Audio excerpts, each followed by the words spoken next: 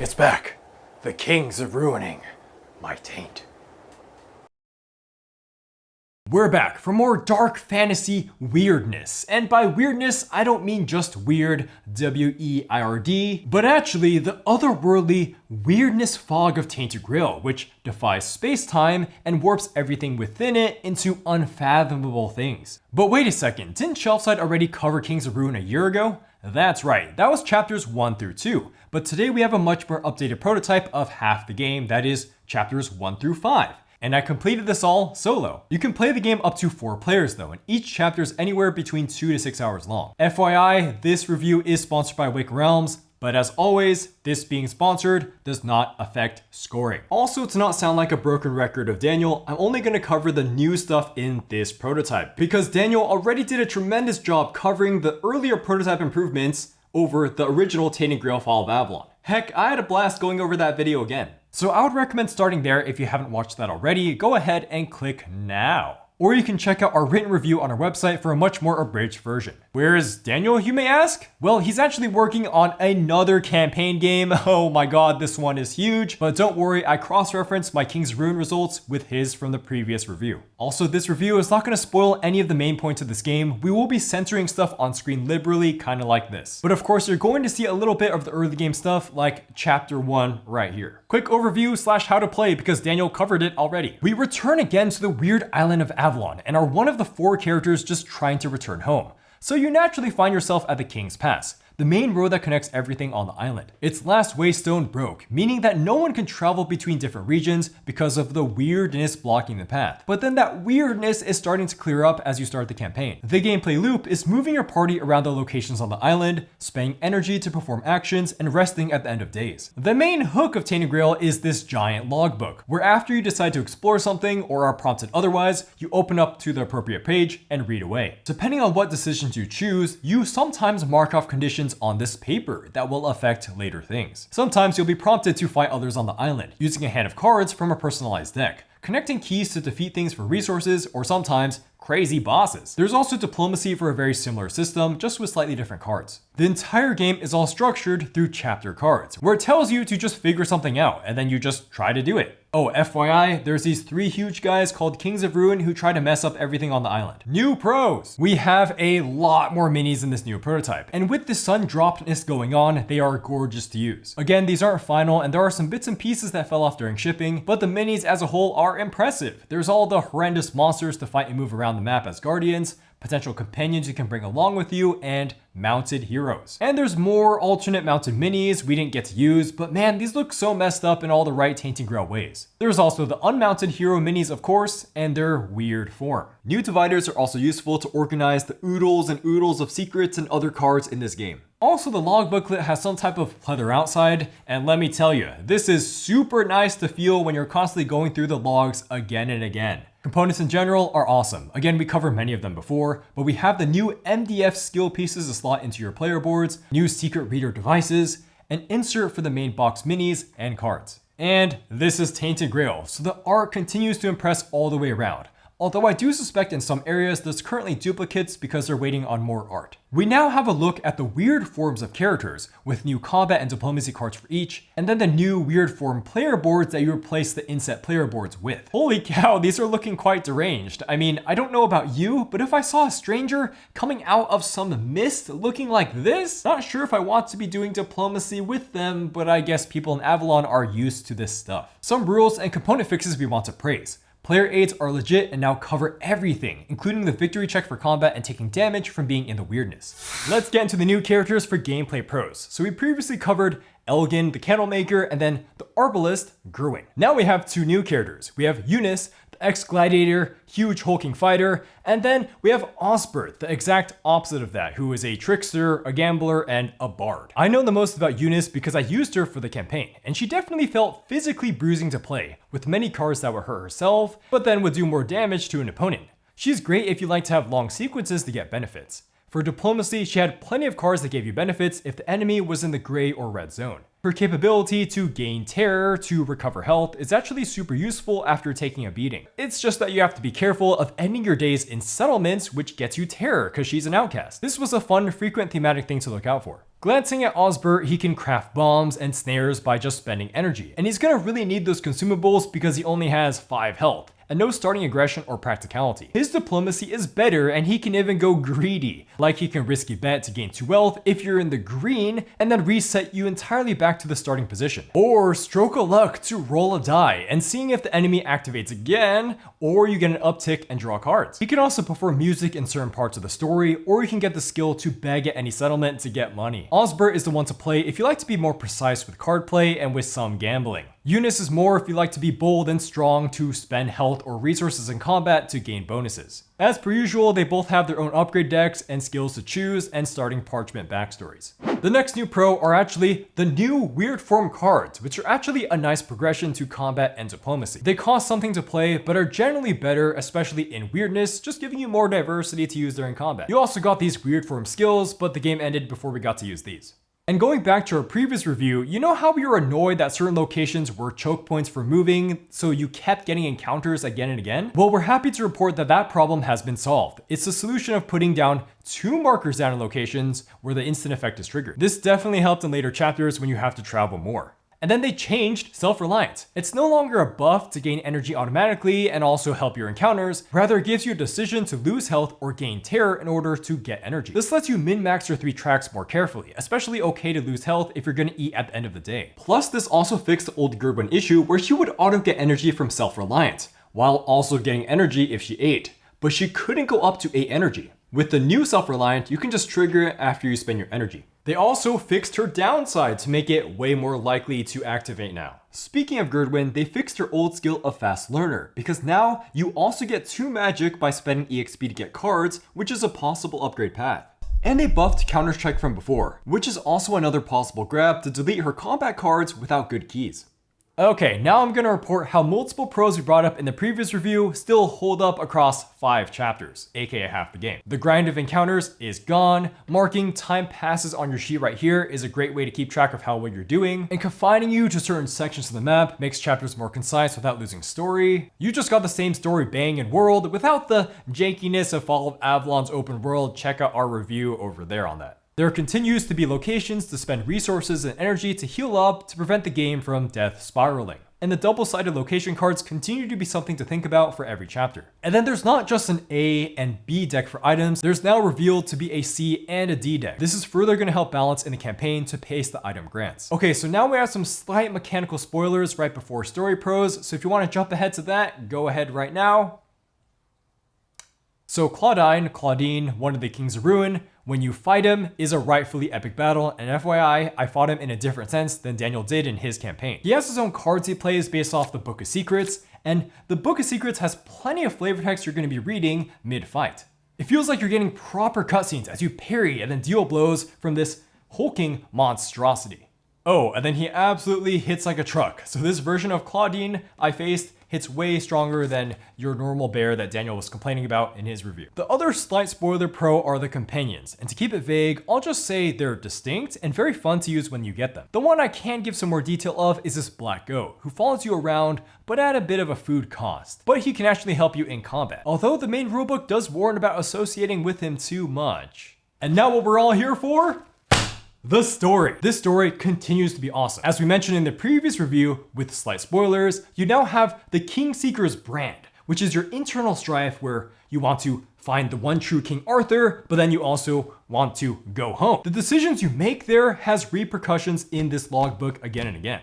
The game is just far from feeling railroaded. I was actually quite impressed on how many sheer branching points there are in every chapter. Over our 5 chapters, there were multiple times I said, oh, this is a big deal. Well, no going back from this now. Like for an example, in my playthrough, I suspect that the route I took skipped a big portion of a chapter. Again, I can't be too sure if that means I'm messing up or deciding the right things. That's just how well the game branches out. Basically, the chapters are sometimes not as straightforward as they initially seem. And from chapters 1 through 5, you're always doing something different. Even when you go back to old locations, you'll feel entirely new with a log booklet or other situations. Heck, in chapter 5, I even forgot about some stuff that happened in chapter 1, and then the log booklet reminded me of how previous decisions had an impact on the land. Speaking of previous decisions, the game continues to be rife with non-player characters, letting you choose how to ally with them. Like, it's not necessarily just one or two to choose from, it can be more at some point. Every being on this island seems to have some type of angle and can be construed as doing the good or bad thing. And it's up to you if you want to help and how much you want to help.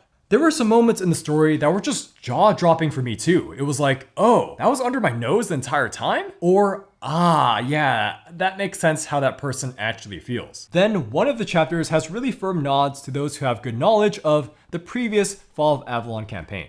Cons! This is a prototype, so again, the minis are not the normal quality and some feel a little bit brittle. But yeah, this is not a big deal at all, especially seeing how half of the minis came in bubble wrap to us and their color is subject to change. As for rules cons, well, the rulebook's still under construction and we would have to assume the game will come with some type of fast start or setup to get players into the game faster. The current rulebook reads like a bloated reference at 40 plus pages for a game where the main loop is spend energy to move somewhere, then spend more energy to explore. Just get people starting chapter 1 ASAP, since that chapter gets players into the know-how of Tainted Grail so well with hints and starting encounters. Also, there's still no rulings on whether or not you can show your hands to each other during your group encounter. I'm just assuming you can. As for general component cons, definitely agree with Daniel how you're eventually going to get a bajillion small cards in front of you with all sorts of different effects, which makes it easy to forget or use certain things. There's no included self-organization system, so I generally just keep everything to the right on my board and organize things by if they're useful for encounters or not. Again, yeah, this is inherent to the game and not sure what a good solution would be. And not sure how this never came up in our previous reviews, but if you're doing encounters, the difference between 2 of a trait versus 1, especially for the empathy, is really hard to see. We didn't play multiplayer here, but it looks like an absolute nightmare to try to see these 2 times connections. At least put some type of different outline here. And just like what Daniel said, the skill tiles are hard to tell what attribute they belong to since you can't see the whole icon.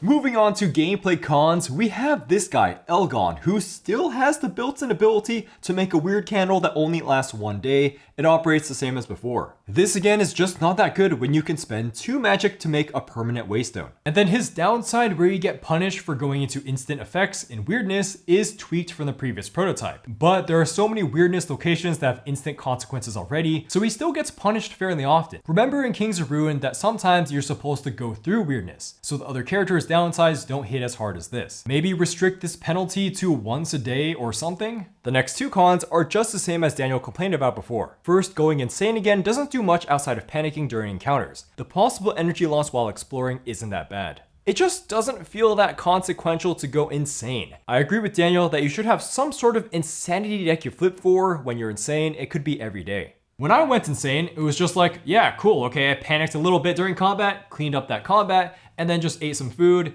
and then my insanity disappears, and I guess I'm just chilling now. Being insane's not that bad. This needs a little more flavor, right? Then multiplayer playthroughs are just gonna have inherent downtime if someone isn't in a fight. I played solo, and man, the amount of time it takes to just sit there and analyze every key connection is not short, especially during boss fights. Oh yeah, that's the last con. So there are gonna be some slight mechanical spoilers here, so if you don't want that, just jump ahead to scoring now. Jump ahead now. So to reiterate, I fought Claudyne in an entirely different way than Daniel, that is later in the campaign. But with that, you have the issue where you're just gonna run out of cards with a 10, 11, maybe 12 or 13 card deck at that point in the game. This caused a situation where I was forced to just lose the fight, because you can't run away from this one, and I got penalized in multiple ways, including getting a time passes. Then I had to wait until the entire day ends, and then I could adjust my combat deck by adding more cards from my pool. Oh my goodness, this felt like such a waste of time. Luckily, Big Boss Man did not move off the location in any way, so I could easily find him again, but all of this could be alleviated by just letting you adjust your combat deck whenever you want, or just giving a prompt that right before you fight Big Boss, you can adjust your combat deck for free.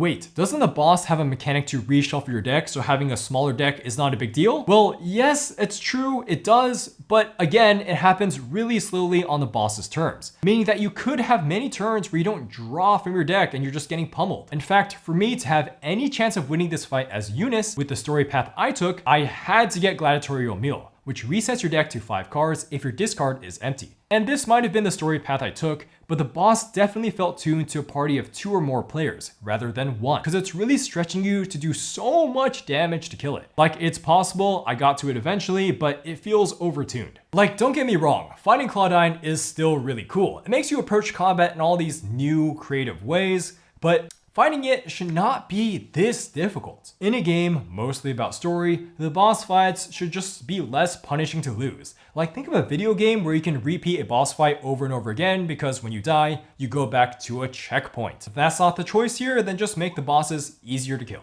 Scoring! Now it's time for a tentative score on this because it's a prototype. So by weighing the aforementioned pros and cons of this, with the caveat of whether or not this is even a good idea in the first place, Tainted Grail, King's Ruin prototype is going to get a tentative score of 8 out of 10. It is tentatively great. This is the same exact tentative score as a year ago. Yep, this version fixed a good amount of things from the previous prototype. Some problems still exist, including some that are kind of inherent to the Tainted Grail experience. And then the cool new stuff from chapters 3 to 5 keeps up the quality. With the 2 new characters added to the mix, selecting any of the total 4 is going to be its own unique journey to approach this NPC-laden story. And the mechanics continue to be cleaned up to get to the said story bits faster. There's so much to explore with the log booklet, making the island continue to feel like a real place filled with danger and lore. We obviously don't know how the second half of the campaign is like, maybe encounters become doo-doo, but with 2 more Kings of Ruin to face on just 5 more chapters, we're still optimistic that Awaken Realms can stick the landing.